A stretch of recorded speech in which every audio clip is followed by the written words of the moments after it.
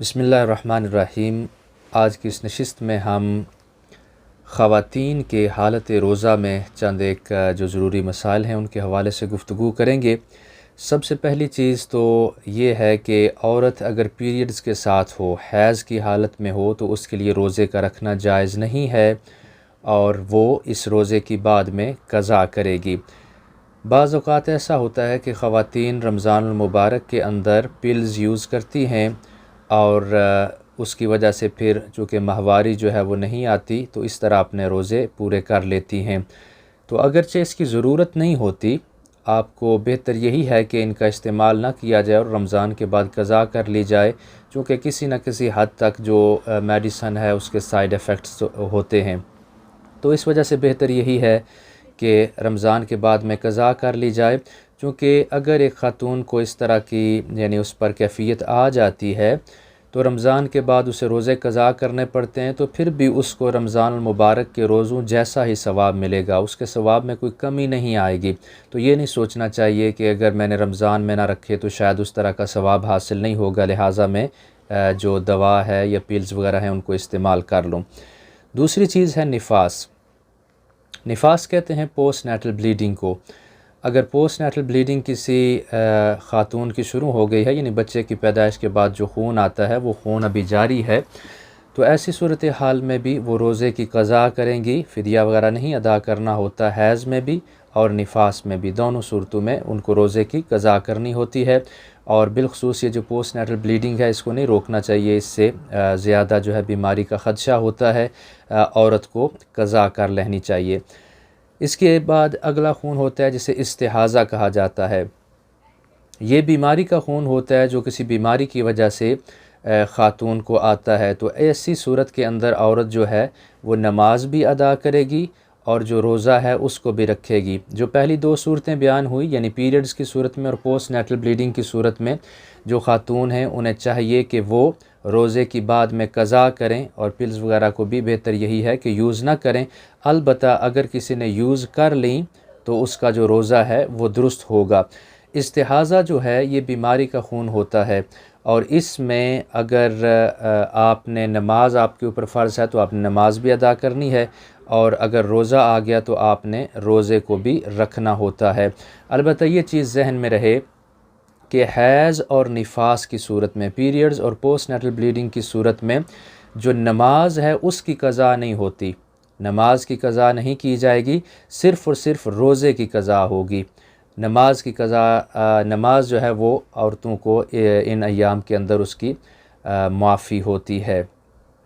अगर कोई ख़ातून एतिकाफ़ करना चाहती हैं या वो उम्रे पर जा रही हैं या हज पर जा रही हैं, तो चूँकि छुट्टी का मसला होता है, हर साल एतिकाफ़ बैठना पॉसिबल भी नहीं होता, कभी हालात सही हैं कभी सही नहीं हैं, तो एतिकाफ़ बैठने के लिए अगर वो गोलियों का इस्तेमाल करती हैं या दवा का इस्तेमाल करती हैं जिसको पीरियड्स वगैरह को रोका जाता है, तो ऐसी सूरत में उनके लिए गुंजाइश है, उनके लिए जायज़ है कि बेशक वो जो दवा है उसको इस्तेमाल कर लें और अपने जो वो माहवारी है उसको अगले दिनों पर ले जाएं। इसी तरह हज और उम्रा में जब कोई ख़ातून जाती हैं तो ज़ाहिर सी बात है फ़्लाइट के मसाइल होते हैं, होटल्स के मसाइल होते हैं, तो इस वजह से वहाँ पर भी अगर कोई ख़ातून वो मेडिसिन्स को यूज़ करती हैं और अपनी माहवारी को इस तरह रोक लेती हैं, तो उनके लिए भी ऐसी सूरत में कोई गुनाह नहीं होगा और उनके लिए ऐसा करना जायज़ होगा।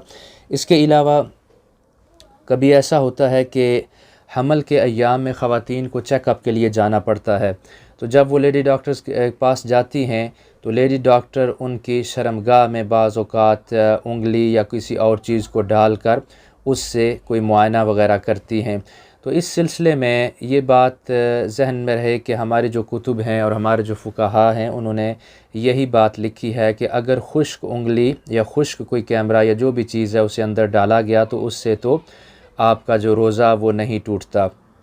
लेकिन अगर एक बार उंगली या किसी चीज़ को अंदर डाला गया और उसके बाद वापस बाहर निकालें तो ज़ाहिर सी बात है उसके साथ एक तरी सी होती है, तो दोबारा अगर उसका दुखूल किया गया, दोबारा उंगली को दाखिल किया गया या किसी भी औज़ार को और उस पे ऊपर कोई तरी वगैरह या कोई दवा वगैरह थी तो उससे रोज़ा टूट जाता है।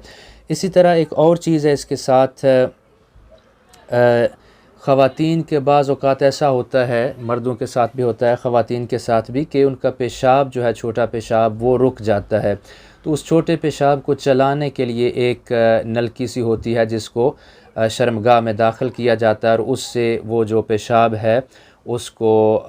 उसका इखराज किया जाता है।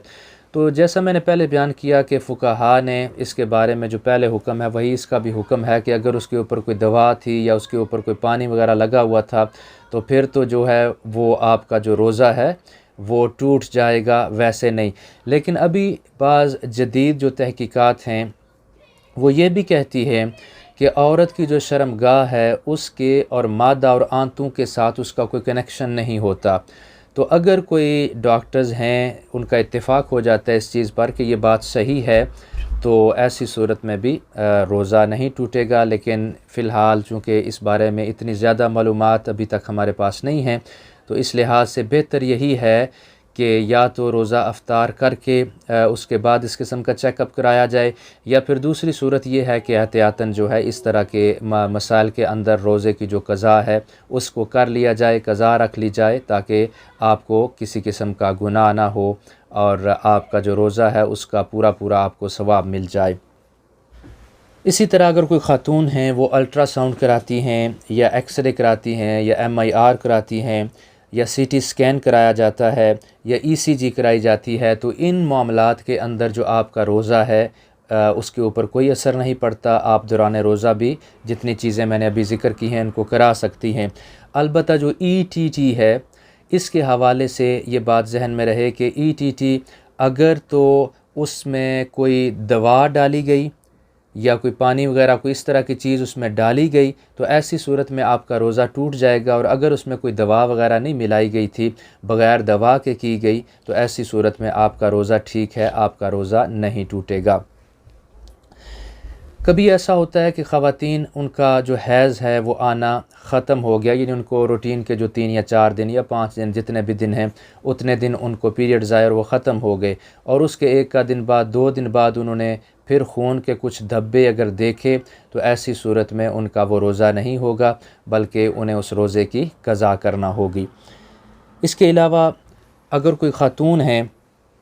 वो पाकी की हालत में नहीं है, यानी उनके ऊपर पीरियड्स या पोस्ट नेटल ब्लीडिंग शुरू हो जाती है, ये अय्याम आ जाते हैं, तो वो फिर रमज़ान अल मुबारक की बरकतों से कैसे इस्तिफ़ादा करें। तो उनके लिए ये है कि जिन चीज़ों को करना उनके लिए जायज़ नहीं है, मसलन रोज़ा रखना जायज़ नहीं है, कुरान पाक को मस करना जायज़ नहीं है, कुरान पाक की तिलावत जायज़ नहीं है, मस्जिद में जाना जायज़ नहीं है, काबा का तवाफ़ जायज़ नहीं है, तो ये जो चीज़ें नाजायज़ हैं इनको वो ना करें। बाकी जो वज़ाइफ़ हैं, अज़कार हैं, वो उनको कर सकती हैं। मिसाल के तौर पर अगर वो कलमा तैयबा का विर्द करना चाहती हैं कर सकती हैं। इसी तरह अल्लाह की जो अस्मा हैं उनका विर्द करना चाहें तो उनको भी कर सकती हैं। इसी तरह मतलब आयत करीमा वैसे तो है, कुरान पाक की कोई भी ऐसी आयत जिसको एज़ अ कुरान ना पढ़ा जाए बल्कि एज़ अ वज़ीफ़ा पढ़ा जाए, एज़ अ दुआ पढ़ा जाए, तो वो भी उनके लिए जायज़ है। दुरूद पाक वो पढ़ सकती हैं, दुरूद पाक भी उनके लिए जायज़ है। बाज़ ख़वातीन ये समझती हैं कि चूँकि अभी वो पाकी की हालत में नहीं है तो जी वो दुरूद पाक नहीं पढ़ सकती, और वो दूसरी ख़वातीन को भी कहती हैं नहीं जी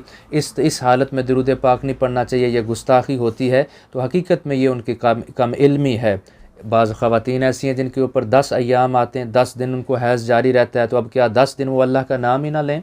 10 दिन अल्लाह के नबी का नाम ही ना लें। तो सिर्फ़ जिन चीज़ों से शरीयत ने मना किया है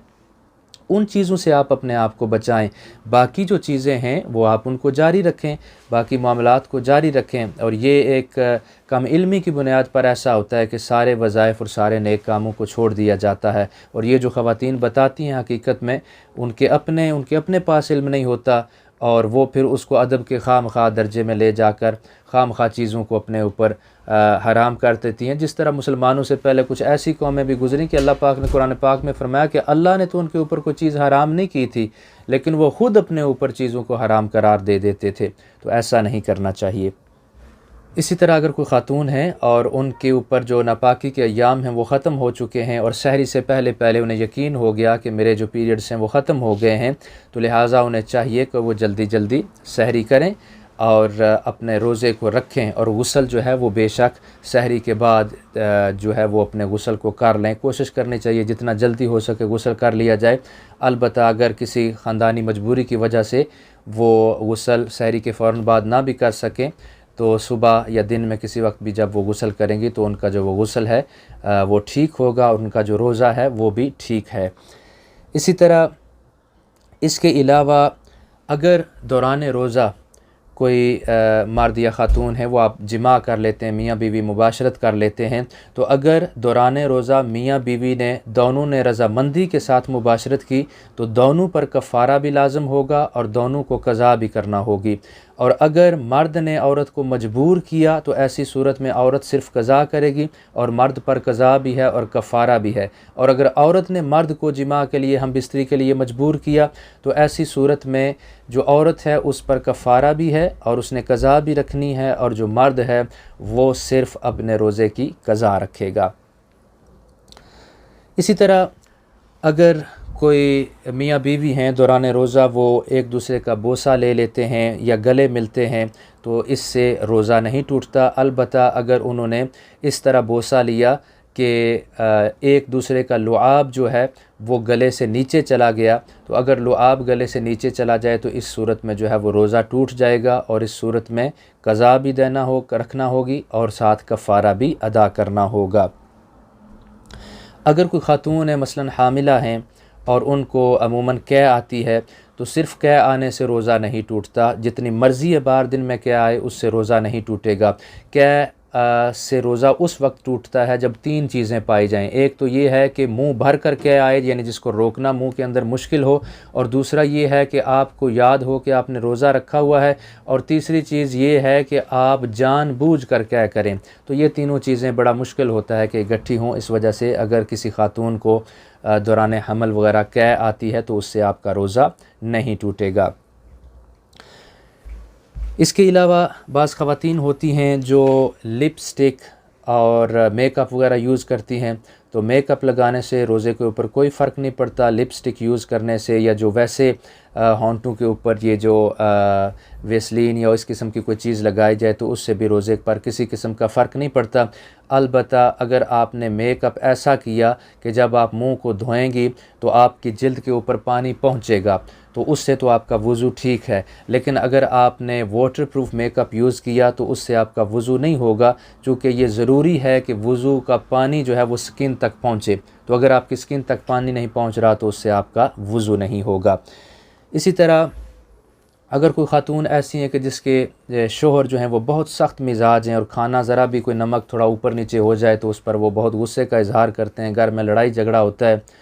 तो वैसे तो मर्दों को ख़ुद हया करना चाहिए, ऐसा नहीं करना चाहिए। लेकिन अगर कोई इस तरह का कोई बदनसीब आदमी मौजूद है तो उसकी जो ज़ौजा हैं वो अगर दौरान रोज़ा सिर्फ़ चखने की हद तक सालन को अपनी ज़ुबान कर रख कर सिर्फ़ उसका जो जायका है वो चख लें, इससे ये मुराद नहीं उसको गले में ले जाएं, सिर्फ़ ज़ुबान पे रखें फिर उसको थूक दें, कुली वगैरह कर लें, तो उनके लिए भी गुंजाइश है, उनका रोज़ा नहीं टूटेगा। इसी तरह जो हामिला ख़ातून हैं और उनको ये महसूस हो रहा है कि अगर वो रोज़ा रखती हैं दिन दिन को बहुत ज़्यादा चक्कर आते हैं, वो गिर सकती हैं और बच्चे की सेहत पर इसका कोई असर पड़ सकता है या ख़ातून की सेहत पर कोई ज़्यादा असर पड़ सकता है, और इस बात का यकीन है, ये नहीं कि हल्का फुल्का जैसे पहले 1-2 माह में 4 माह में कुछ नहीं होता, तो अगर यकीन है कि सेहत बिगड़ जाएगी बच्चे की या अपनी, तो उनको रोज़ा छोड़ने की इजाज़त है, वो रमज़ान के बाद रोज़े की क़ज़ा करेंगी। इसी तरह अगर कोई ऐसी ख़ातून हैं जो जिनके बच्चे की पैदाइश हो चुकी है और वो बच्चे को अपना दूध पिलाती हैं, तो अगर उन्हें ये लगता है कि वो रोज़ा रखेंगी, इस बात का यकीन है, तो ख़ुराक बच्चे की बहुत कम हो जाएगी, दूध कम पड़ जाएगा, बच्चा जो है वो दूध पूरा, उसकी ख़ुराक पूरी नहीं होगी, तो ऐसी सूरत में उन्हें भी रोज़ा छोड़ने की इजाज़त है। रमज़ान के बाद वो क़ज़ा करेंगी, फ़िदिया नहीं अदा करना होगा, बल्कि रमज़ान के बाद जब भी वक्त मिले उन्हें क़ज़ा अदा करनी होगी। इसके अलावा ये है कि बाज़ ख़वातीन मुख्तलिफ़ वजूहात की बिना पर उन्हें शर्मगाह में कोई दवा या गोली वगैरह रखना पड़ जाती है। तो जैसे पहले मैंने मसला बयान किया कि बाज़ ये समझते हैं, पुराने जो फ़ुक़हा थे उन्होंने तो यही लिखा कि उससे रोज़ा टूट जाता है, लेकिन अभी जदीद तहकीकात ये कहती हैं कि वो जो है जो औरत की शर्मगाह है और मादा या आंतें हैं उनके साथ उसका ताल्लुक़ नहीं होता, तो इस वजह से जदीद तहकीक के मुताबिक तो रोज़ा नहीं टूटेगा। लेकिन ये है कि एहतियात इसी में है कि ऐसी जो मेडिसन्स हैं उनको रात के वक्त में यूज़ किया जाए, दिन के वक्त में ना यूज़ किया जाए। और बेहतर यह है कि रोज़े की जो है वो क़ज़ा भी कर ली जाए। जिस वक्त तक ये बात पाया सबूत को नहीं पहुंच जाती और सभी डॉक्टर इस पर इत्तेफाक नहीं कर लेते, उस वक्त तक बेहतर यही है कि ये दवा रात को इस्तेमाल की जाए, और अगर किसी मजबूरी की वजह से दिन को करना पड़ती है तो बाद में रोज़े की क़ज़ा कर ली जाए। डायलिसिस वगैरह करवाने से रोज़ा नहीं टूटता, लेकिन ऐसा बंदा तो वैसे ही उसको रोज़ा नहीं रखना चाहिए, चूँकि वो बहुत ज़्यादा कमज़ोरी हो जाती है बंदे को। तो ऐसी सूरत में उसे बाद में जब वो सही हो जाए उस वक्त वो रोज़ों की क़ज़ा रखे, और फ़िल वक्त उसे चाहिए कि वो अपने रोज़ों के साथ अगर वो अदा करना चाहता है फ़िदिया, तो मुस्तहब है कि वो फ़िदिया अदा कर दे, लेकिन उससे बाद में जब सेहत ठीक होगी तो क़ज़ा भी करना होगी। इसी तरह अगर कोई ख़ातून ऐसी हैं कि जिन्हें मुंह या नाक से कोई दवा वग़ैरह दी गई, तो मुंह या नाक से जो भी दवा दी जाएगी उससे उनका रोज़ा जो है वो टूट जाएगा। अगर जिस्म में किसी भी इंजेक्शन के ज़रिए कोई दवा दी गई जो दवाई थी, तो दवाई से रोज़ा नहीं टूटता, दवा से रोज़ा नहीं टूटेगा। लेकिन कोई ग़ज़ा दी गई तो ग़ज़ा से जो रोज़ा है वो टूट जाएगा। उम्मीद है आपको काफ़ी सारे मसाइल सीखने का इस वीडियो से मौका मिला होगा। अल्लाह तबारक व तआला हम सब को दीन सीखने की तौफ़ीक़ अता फ़रमाए और हम सब को उसके ऊपर अमल करने की भी तौफ़ीक़ अता फ़रमाए। वस्सलामु अलैकुम व रहमतुल्लाहि व बरकातुहू।